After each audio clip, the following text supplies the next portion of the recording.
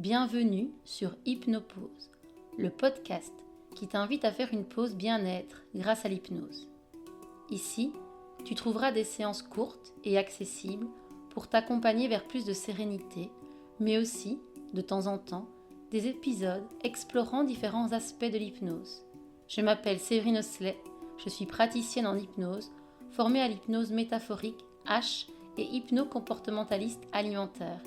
Avec Hypnopause, mon objectif est simple, t'aider à ralentir, te recentrer et cultiver un mieux-être à travers des expériences d'hypnose, mais aussi en te faisant découvrir cet univers fascinant.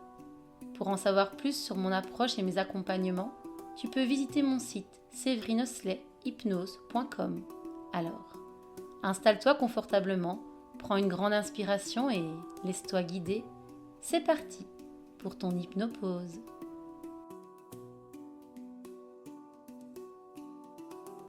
Je vous invite à vous installer confortablement et à fermer les yeux. Pour cette séance, j'aimerais vous emmener, tel le lapin blanc d'Alice, dans un monde merveilleux, un monde fantastique, un monde où tout le merveilleux peut se produire. Ce monde fabuleux dont je vous parle, c'est simplement un livre grand et beau. Et ce qui est fabuleux avec l'hypnose, c'est que depuis que je vous ai dit le mot livre, il est apparu, presque instantanément devant vos yeux, pourtant clos. Ce livre, il sera différent selon la personne qui écoutera cette séance. Il pourra même être différent selon les moments où vous écouterez cette séance. Mais peu importe. Ce qui importe, c'est qu'il vous fasse voyager à l'intérieur même de vous pour vous permettre d'entamer un tri intérieur, comme quand on a décidé de ranger son dressing pour se débarrasser enfin de certains vêtements qui ne nous conviennent plus. Et ce qui est extraordinaire avec ce livre, c'est qu'il pourra vous emmener d'histoire en histoire, passant peut-être de Jack et le haricot magique à Moby Dick, ou à toute autre chose, mêlant les mots, les récits, les rêves. D'ailleurs, connaissez-vous cette citation de Françoise Lefebvre qui dit « Une seule phrase compte dans un livre, et il n'est pas donné à celui qui écrit de savoir laquelle. » Si vous ne la connaissez pas, eh bien maintenant c'est chose faite. Et en parlant de maintenant, j'aimerais attirer votre attention sur le fait que celle-ci s'égare au fur et à mesure que mes mots franchissent mes lèvres. Et à chaque fois qu'un de ceux-ci arrive à vos oreilles, c'est tout votre corps qui se détend, maintenant ou dans quelques instants, pour ne pas plonger profondément en hypnose, et ainsi vous aider à vous détendre, comme si vous étiez enveloppé dans un océan de douceur et de plénitude. Cet océan se trouvant autour d'un endroit paradisiaque et incroyablement ressourçant. Et l'harmonie qui règne dans cet endroit vous permet de voir le positif, d'être ici, avec moi, à écouter mes histoires, pendant que votre inconscient, lui, voyage, où bon lui semble, pour vous apporter de la détente et du bien-être.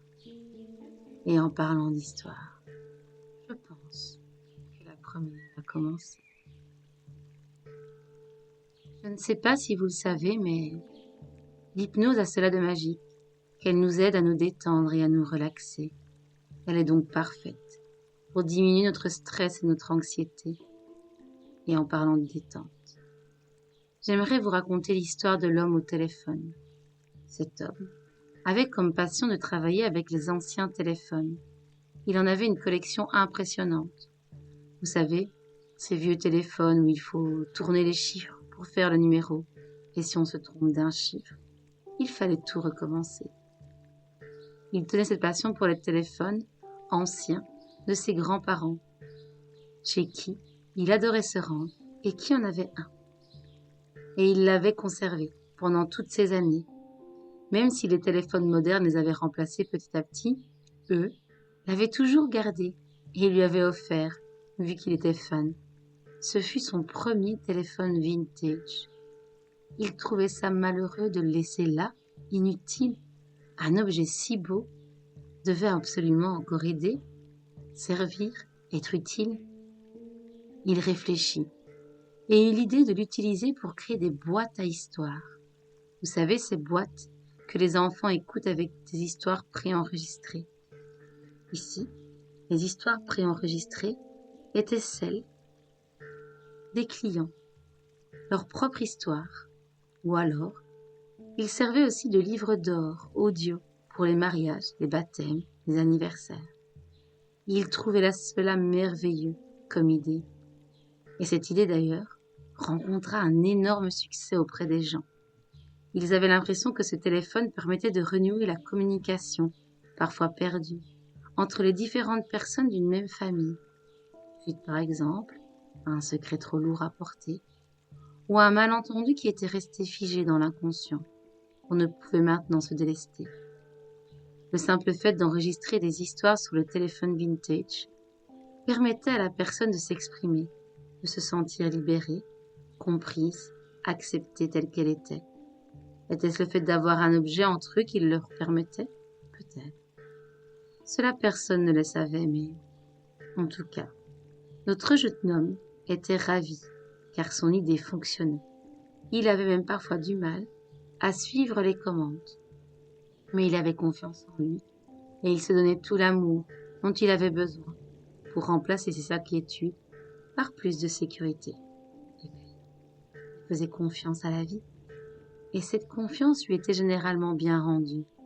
Il arrivait toujours à trouver une solution pour honorer ses commandes en temps et en heure.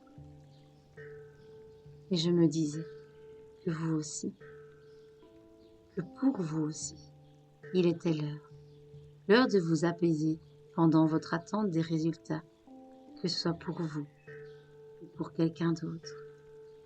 Inspirez, expirez.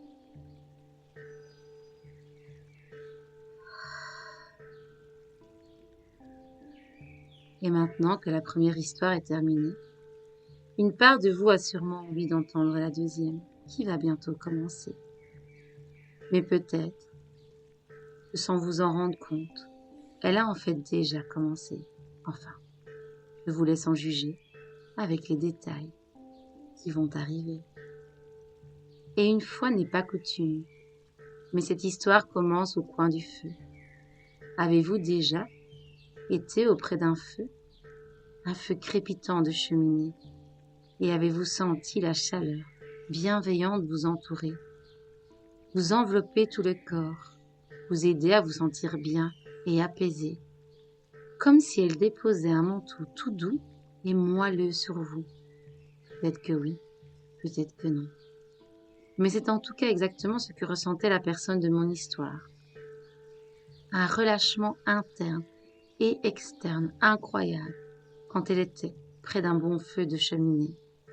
Elle adorait l'hiver rien que pour cela d'ailleurs, ce côté cocoon qu'il amenait avec lui, comme si c'était un bon ami qui la connaissait bien et débarquait avec tout ce qu'elle préférait, plaid tout doux, canapé moelleux, chocolat chaud avec de la chantilly, lumière des bougies, le calme. Oui, elle devait l'admettre. Elle adorait voir le retour de l'hiver et avec lui, tous les moments qu'elle allait s'accorder pour recharger ses batteries en ne faisant rien, sinon que d'être là, présente. Et souvent, quand elle expliquait cela, les gens la prenaient pour une folle, car eux ne voyaient dans l'hiver que des aspects négatifs. Et au début, elle avait été blessée et avait refoulé cette partie d'elle, aimant l'hiver. Mais en grandissant, elle avait compris que la vie des autres n'était que la vie des autres, et qu'elle avait le droit de penser ce qu'elle voulait et de l'exprimer, et que les autres avaient le droit de penser aussi ce qu'ils voulaient. Depuis, elle ne craignait plus de dire ce qu'elle pensait et de s'exprimer sur ce qu'elle aimait ou non, en étant cependant, évidemment, dans le respect de l'autre et de ses idées. Et il m'arrive, dans ma pratique, de croiser des consultants et consultantes qui s'empêchent de vivre comme ils le souhaitent, loin des normes et des règles, car ils culpabilisent pour quelque chose du passé. Quand c'est le cas, je les accompagne toujours à libérer cette émotion, cristallisée, généralement. Cela les apaise et les soulage, maintenant ou dans quelques instants, et leur permet d'apaiser le stress lié à cette attente de résultats. Imaginez maintenant que, dans votre tête, il y a une machine dans une salle des commandes. À l'intérieur de cette salle, donc, une machine avec des écrans, des boutons, un peu comme un studio d'enregistrement. Vous allez déplacer les curseurs sur cette machine. Par exemple, vous pouvez baisser le volume des curseurs de la négativité, du stress, et augmenter celui de la positivité et du bien-être. Vous pouvez le faire progressivement pour que cela grandisse en vous. Je vous invite aussi à appuyer sur le bouton « Accueillir toutes les émotions et toutes ces parties de soi ». Vous pouvez aussi appuyer sur le bouton « Mise à jour » et télécharger par exemple le programme « S'apaiser » et peut-être aussi celui du bien-être.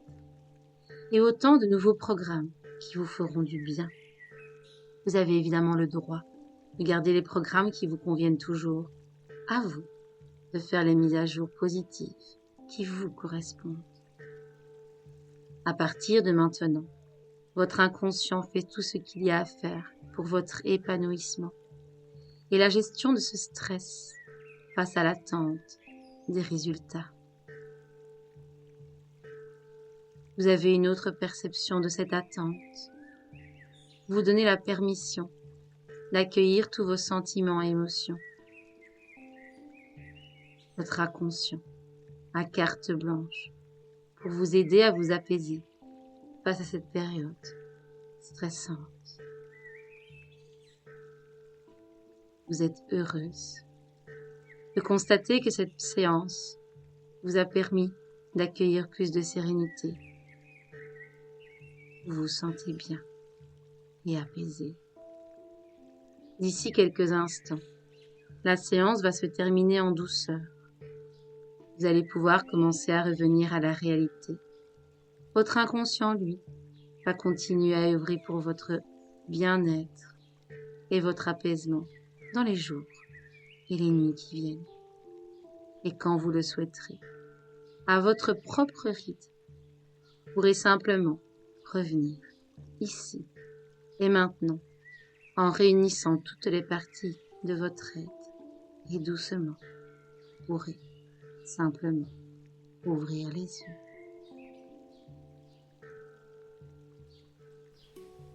Voilà, c'est la fin de cette hypnopause. J'espère que ce moment t'a permis de t'offrir une pause bénéfique, qu'il s'agisse d'une séance d'hypnose ou d'un épisode plus classique où tu as peut-être appris des choses sur l'hypnose et c'est bien fait. Si cet épisode t'a plu, je serais heureuse que tu prennes quelques instants pour le partager avec quelqu'un qui en aurait besoin ou simplement sur tes réseaux. Tu peux aussi m'aider à faire grandir Hypnopause en laissant une note de 5 étoiles ou un commentaire sur ta plateforme d'écoute. Cela permettra à ce podcast de toucher encore plus de personnes en quête de sérénité et de moments ressourçants. Merci d'avoir partagé ce moment